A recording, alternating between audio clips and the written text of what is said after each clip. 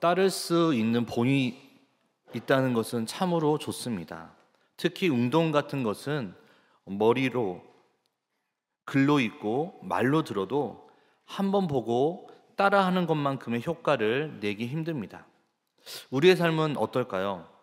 모든 것이 우리에게는 처음일 때가 많습니다. 그렇다고 연습할 수 있는 시간도 충분한 것도 아닙니다.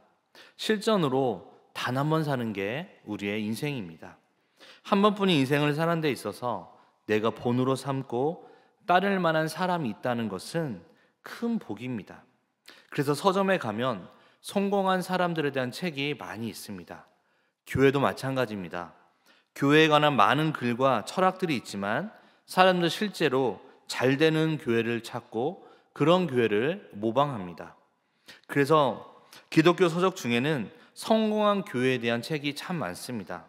어떤 면에서는 도움이 되지만 많은 책들이 그저 자신들의 기준에서 성공한 방법에 대해서만 말하는 것을 볼 수 있습니다. 멋멋에 목숨을 걸어라. 멋뭐 하면 부흥한다. 멋뭐 교회 이야기. 이런 제목으로 그것만 하면 교회가 잘 될 것 같은 말하는 책들이 많다는 것이죠. 우리가 원하는 교회를 세우려면 그런 것들이 도움이 될 수도 있습니다. 하지만 궁극적으로 우리는 하나님이 원하시는 교회가 되어야 한다는 것입니다. 뭐뭐 하는 교회가 아니라 하나님께서 보시기에 좋은 교회, 참 좋은 교회가 되어야 한다는 것이죠. 우리는 하나님 말씀 안에서 좋은 교회의 원리뿐만 아니라 좋은 교회의 본도 찾아볼 수 있습니다. 그중 데살로니가 교회는 우리가 모델로 삼기에 참 좋은 교회입니다. 바울은 2차 전도 여행 시에 데살로니가를 방문하여 3주 동안 회당을 중심으로 유대인들에게 복음을 전하였습니다. 그리고 점차 이방인을 대상으로 그 영역을 차츰차츰 넓혀갔습니다.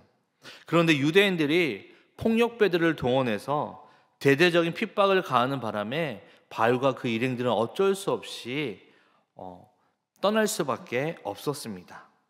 3주간 말씀으로 먹여놓은 성도들을 그대로 두고 나오니 마치 갓난아기를 그냥 길에 버려두고 온 엄마와 같은 심정이었을 것입니다. 그러니까 바울은 늘 데살로니가 교회에 대한 안타까움과 염려가 있었을 것입니다. 그런데 놀라운 것은 불과 몇 년 후에 바울은 데살로니가 교회가 의외로 많은 핍박이 있었지만 균형을 잘 잡고 신앙으로 잘 자라는 소식을 듣게 되었다는 것이죠. 물론 그렇다고 이 데살로니가 교회가 문제가 전혀 없었다는 것은 아닙니다. 지상 교회이기 때문에 당연한 문제가 있었죠. 데살로니가 교회는 많은 핍박이라든지 재림 교리에 대한 혼동이라든지 나태나 도덕적 해이 등 이러한 문제들이 있었습니다. 그럼에도 불구하고 교회가 꾸준히 잘 성장하였던 것 같습니다. 이 소식을 들은 사도 바울은 너무 기뻐하면서 하나님께 감사하고 지금 이 편지를 쓴 것입니다.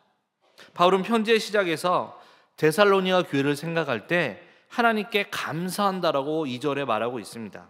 그들을 통해 하나님을 찬양하고 영광 돌린다는 말입니다. 또한 오늘 본문에서 바울은 데살로니가 교회의 특징을 3가지로 요약해서 말하고 있는데 바로 믿음의 역사, 사랑의 수고, 소망의 인내가 있는 교회라고 이야기하고 있습니다. 그래서 저는 오늘 참 좋은 교회의 특징 이 3가지 믿음의 역사, 사랑의 수고, 소망의 인내에 대해서 3가지를 함께 나누도록 하겠습니다. 첫 번째로 믿음의 역사입니다. 먼저 믿음의 역사에 대해서 한번 살펴보겠습니다. 그런데 여기서 그냥 믿음이라고 하면 되지 왜 뒤에 역사라는 말이 붙을까요? 참된 믿음은 반드시 역사가 있다는 뜻입니다. 역사란 말이 세번역 성경에 보면 행위로 되어 있습니다. 믿음에 따른 행위가 나온다는 것이죠.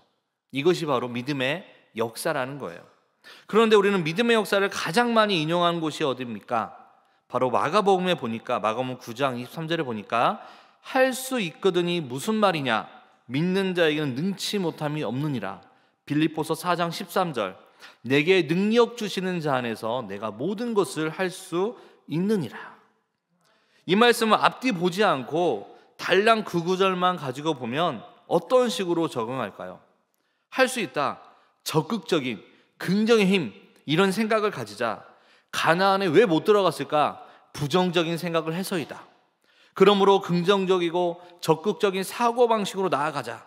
이것이 믿음의 역사를 이룬다 하면서 여러 가지 사업들을 교회가 벌립니다. 대표적으로 땅을 산다든지 아니면 큰 예배당을 짓는다든지 이렇게 한다는 것이죠. 자신들의 땅과 수고로 이뤄놓고서도 말로는 믿음으로 했다라고 합니다. 도대체 이들이 말하는 믿음이란 무엇일까요? 이러한 일들은 믿음이 없이도 얼마든지 할 수 있는 일입니다. 그러면 과연 성경이 말하는 믿음은 무엇일까요?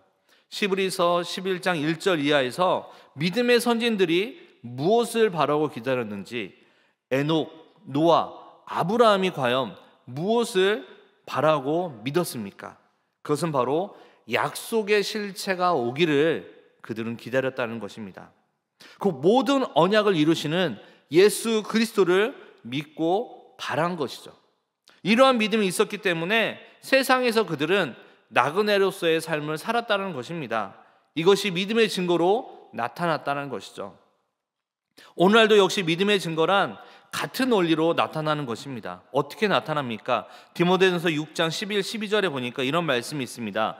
오직 너 하나님의 사람아, 이것들을 피하고 의와 경건과 믿음과 사랑과 인내와 온유를 따르며 믿음의 선한 싸움을 싸우라.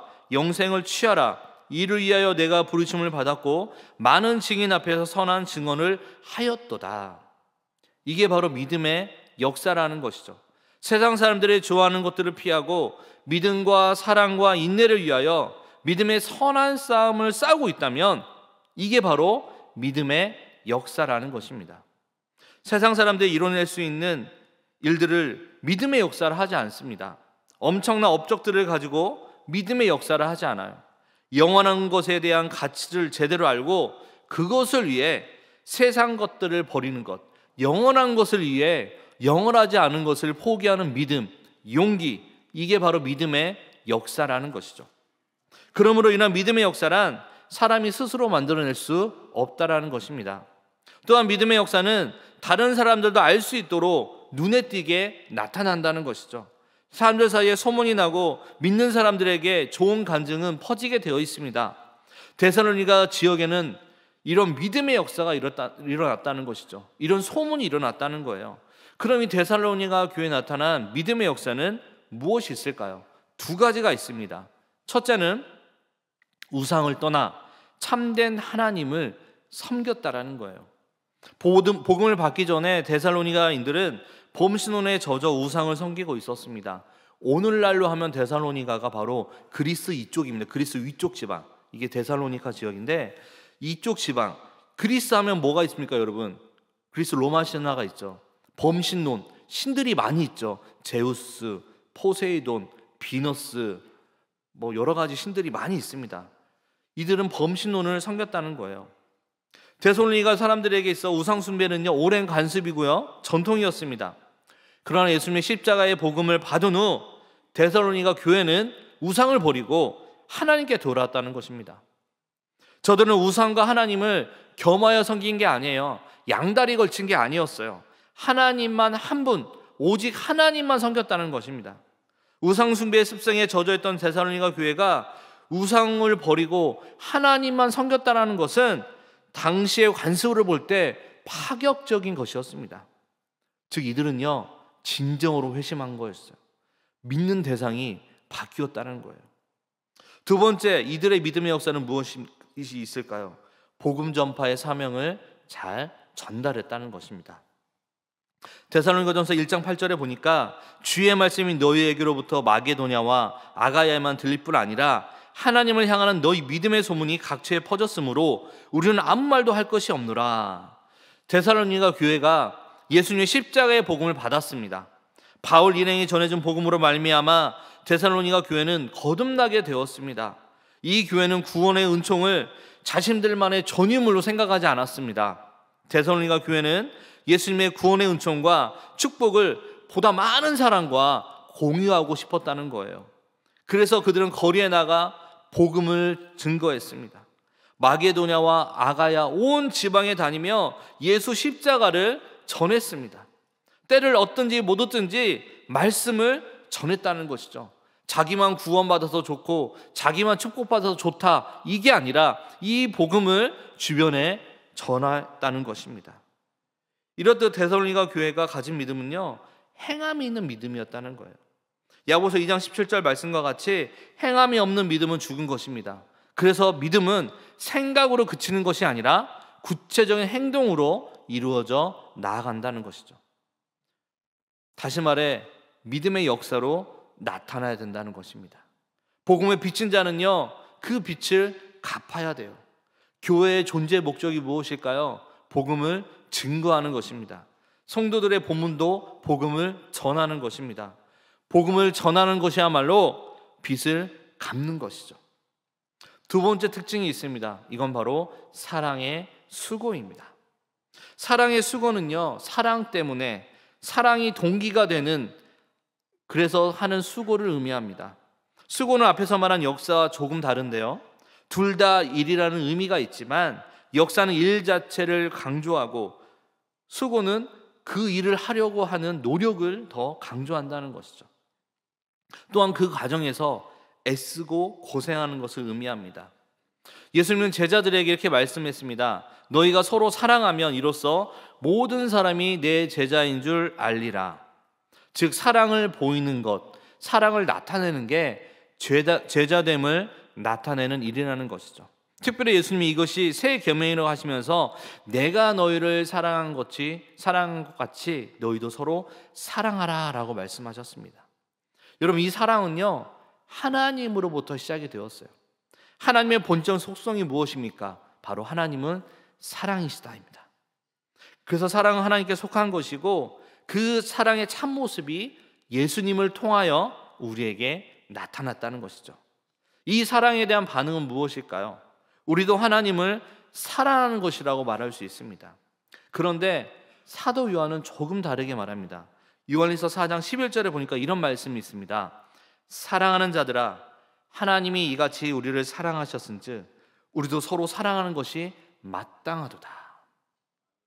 요한은 하나님의 사랑에 대한 반응으로 다른 사람을 사랑하는 것이라고 말합니다. 왜 이렇게 말했을까요? 요한일서 4장 19에서 21절 말씀을 보면 우리가 자세히 알 수 있는데, 한번 우리가 요한일서 4장 19에서 21절까지 한 절씩 읽도록 하겠습니다. 함께 읽겠습니다. 시작. 우리가 사랑함은 그가 먼저 우리를 사랑하셨음이라. 누구든지 하나님을 사랑하노라 하고 그 형제를 미워하면 이는 거짓말하는 자니, 보는 바 그 형제를 사랑하지 아니하는 자는 보지 못하는 바 하나님을 사랑할 수 없느니라. 우리가 이 계명을 주께 받았나니 하나님을 사랑하는 자는 또한 그 형제를 사랑할지니라. 이 말씀과 같이 하나님을 사랑하는 자는 그 형제를 사랑할 수밖에 없습니다. 형제를 사랑하는 것이 하나님을 사랑하는 자의 특징이라는 것이죠. 하나님을 사랑한다고 말하는 자가 누구인가요? 바로 믿는 사람들입니다. 구원받은 사람입니다. 그들은 보이지 않는 하나님을 사랑하고 그 사랑으로 보이는 형제를, 자매를, 이웃을 사랑하는 사람이라는 것이죠. 하나님을 사랑한다고 말하기는 쉽죠, 여러분. 왜요? 하나님은 보이지 않기 때문에. 하지만 하나님을 정말로 사랑하는 사람은 하나님과 같은 사랑으로 그 사랑을 나타냅니다. 하나님의 사랑이 그리스도를 통해 보여진 것처럼 우리의 사랑도 서로 사랑하는 것으로 보여져야 하는 것이죠. 이 사랑의 가장 큰 특징은 희생적으로 상대방의 유익을 구했다라는 것입니다. 즉 하나님은 우리의 최고의 유익인 죄사함을 위해 화목제물로 그 아들을 보내주시는 것으로 그 사랑이 무엇인지 우리에게 나타내셨습니다. 그리스도인의 사랑도 이렇습니다. 이타적이고 희생적이죠. 사랑 때문에 수고를 한다는 것이죠. 사랑이 동기가 되어 움직이는 사람은 대강하거나 소극적으로 하지 않습니다.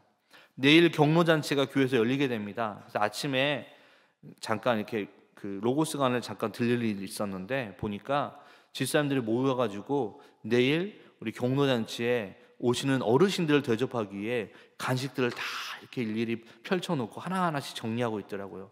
참 보기 좋았던 것 같아요. 왜 그랬을까요? 사랑 때문에 수고한다는 것입니다. 여러분, 연인 사이에 남자는요 어떻습니까? 여자가 원하면 하늘에 있는 별이라도 따다 줍니다. 그리고 결혼하고 임신 중인 아내를 위해서라면 한겨울이라도 수박을 사옵니다. 할 수만 있다면 자기 신을 희생해서라도 더 하려고 한다는 것이죠. 능력의 한계로 어떤 상황 때문에 그렇게 하지 못하는 것에 대해 안타까워합니다. 적극적으로 하려고 하고 최대한으로 하려고 합니다.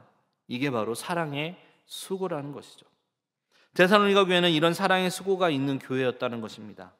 먼저는 바울과 그 동역자들이 이런 사랑의 수고의 본을 보였다고 하는데요, 데살로니가전서 2장 8절과 9절에 보니까 우리가 이같이 너희를 사모하여 하나님의 복음뿐 아니라 우리의 목숨까지도 너에게 주기를 기뻐함은 너희가 우리의 사랑하는 자 됨이라.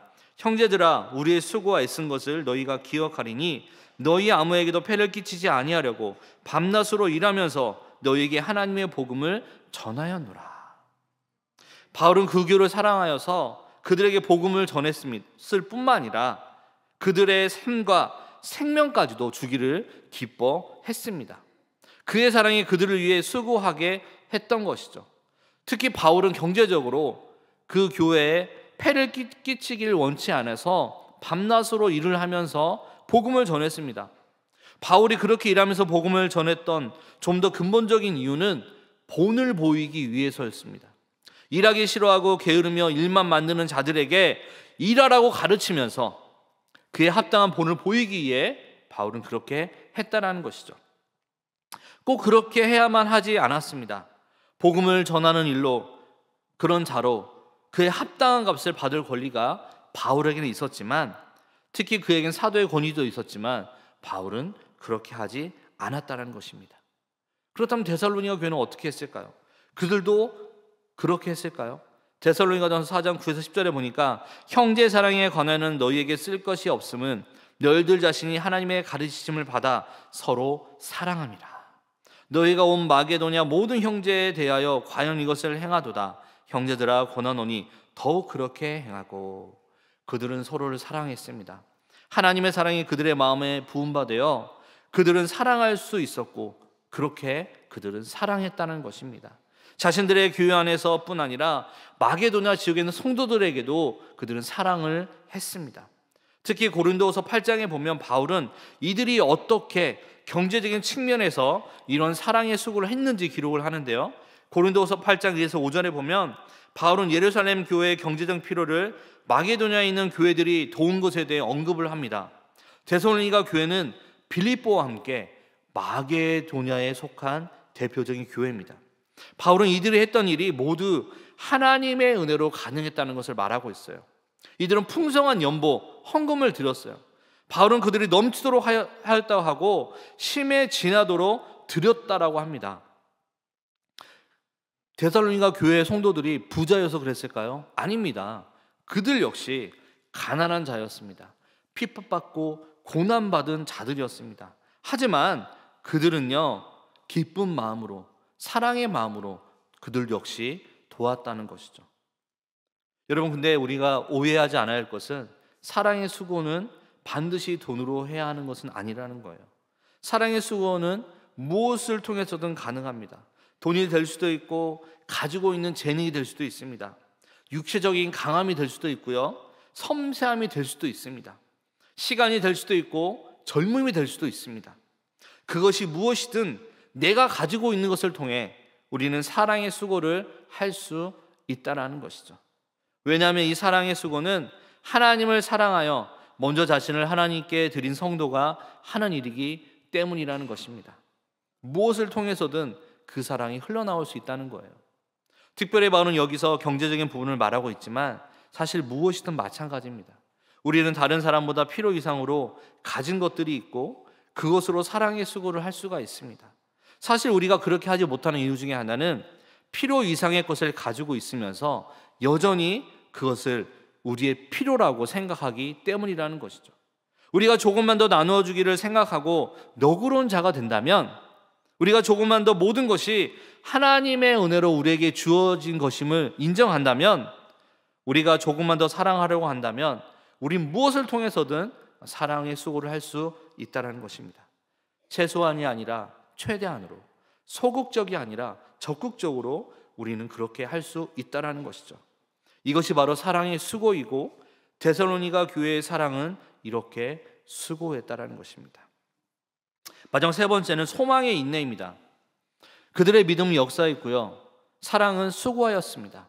그리고 그들의 소망은 그들로 하여금 인내하게 했다는 것이죠. 소망의 인내란 나의 사사로운 꿈이나 장래의 계획으로 인한 인내가 아닙니다. 예수 그리스도에 대한 소망의 인내라는 것이죠. 이것은 단지 우리가 되었으면 하는 그러한 소망이 아닙니다.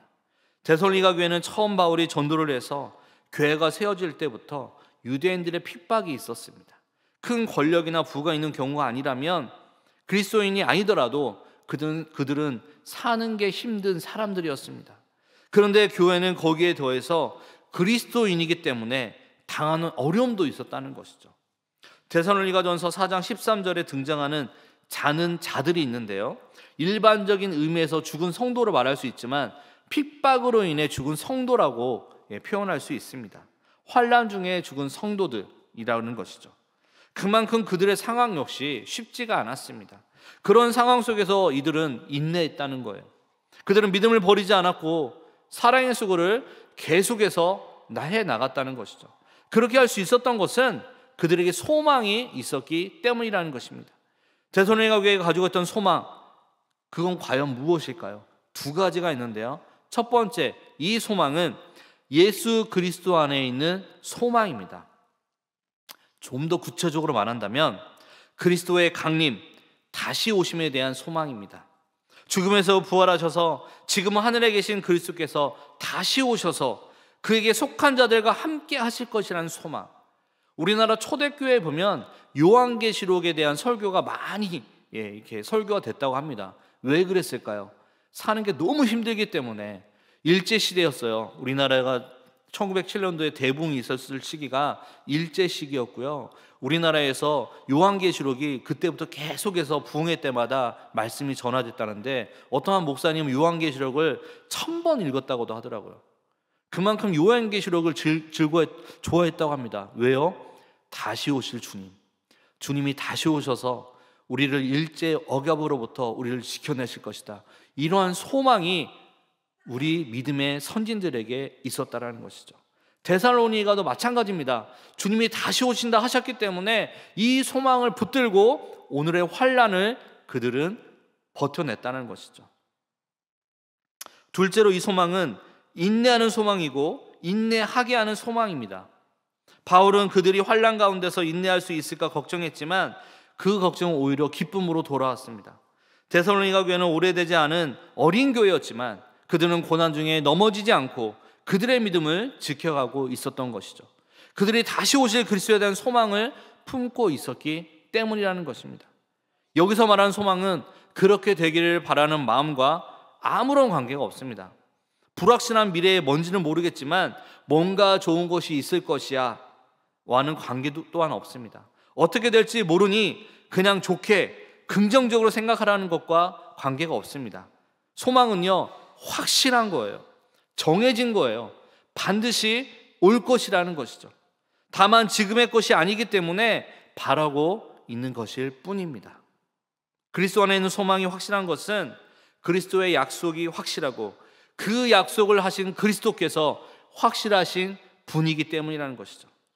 예수는 죽음 전에도 죽음과 부활 그리고 승천을 말씀하셨을 뿐만 아니라 다시 오실 것에 대해서도 말씀하셨습니다.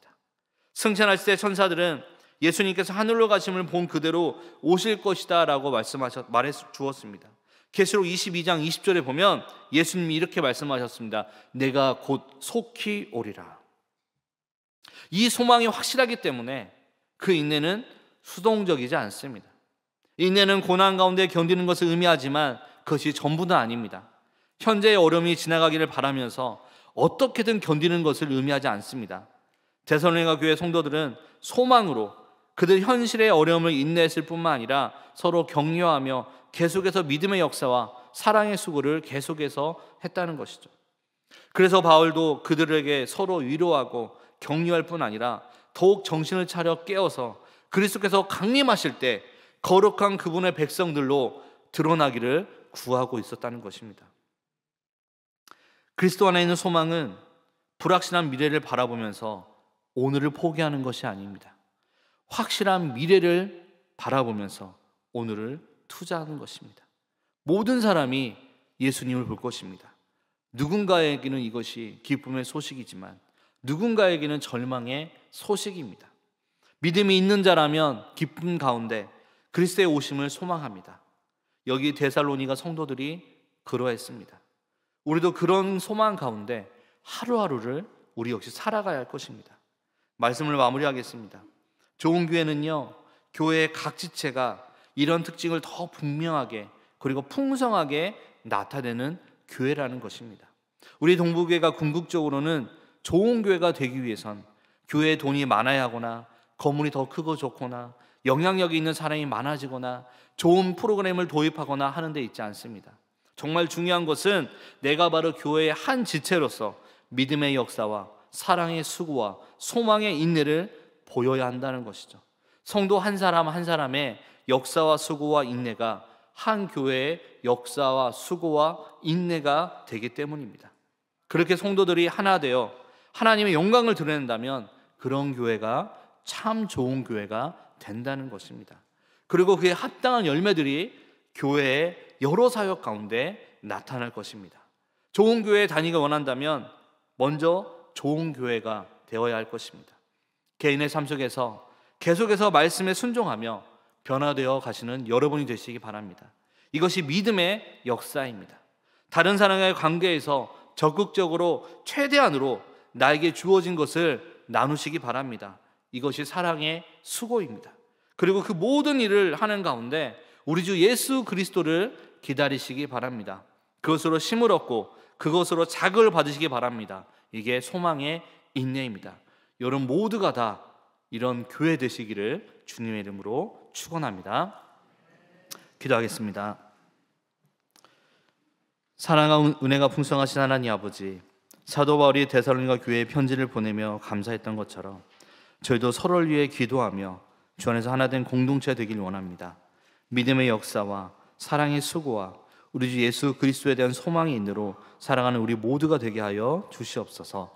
감사드리며 예수 그리스도 이름으로 기도합나이다. 아멘.